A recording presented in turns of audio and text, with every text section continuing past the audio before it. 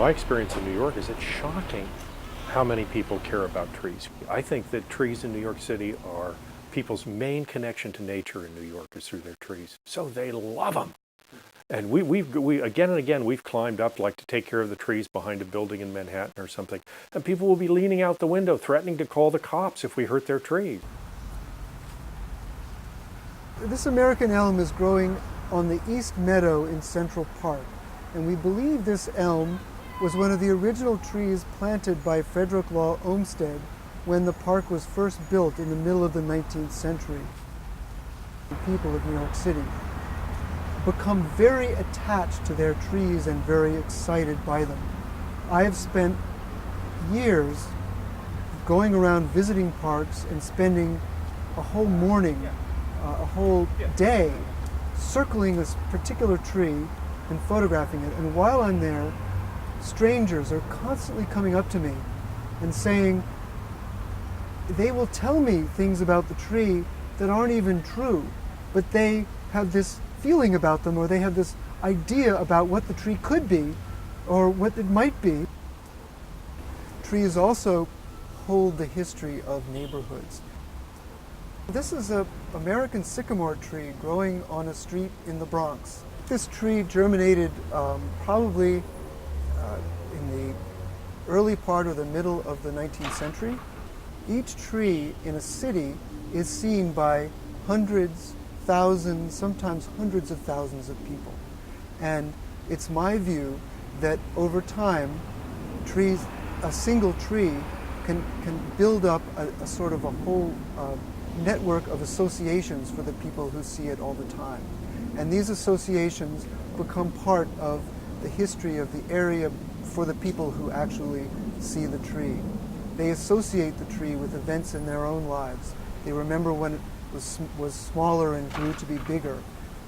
Often the tree was growing there before they were born and will continue growing there after their lives end. And so it becomes a marker for them of the place where they live. This old Italian couple I went to see once, they had the most astounding catalpa, amazing tree. Somebody had told them they had to take it down. I said, you don't have to take this tree down. This is an amazingly beautiful catalpa.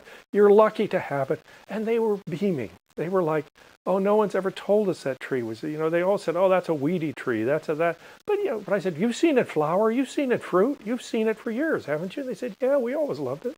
Well, it's lovable, it's a beautiful tree. So people like that, and they like to know that it's something that they're right to care about. Trees grow in 6 different locations in New York City. They grow in parks, they grow in private gardens, they grow in botanical gardens, non-profit types of gardens. They grow along streets, they grow in cemeteries, and they grow randomly in unexpected places like rooftops. And cemeteries happen to be one of the greatest places for trees to grow in the city. One of the things I'm always saying is that trees contain the history of the places that they grow. And this particular tree is full of the history of New York City. This weeping beech is growing in Woodlawn Cemetery in the Bronx.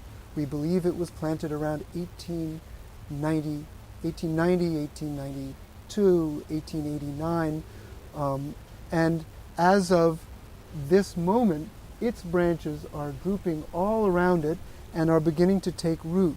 And eventually, when this tree dies, new ones will have sprung up around it.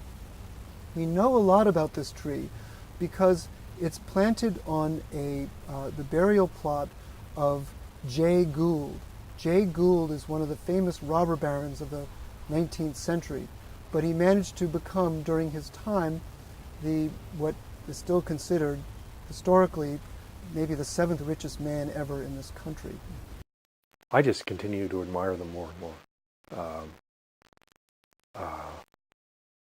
And I think a lot of tree people do. I think it's why a lot of us get into it.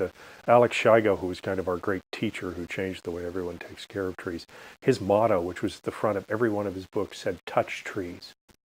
And, I think that's in a lot of arborists' hearts, is, it's a privilege to do that, to be able to to be called on to do that.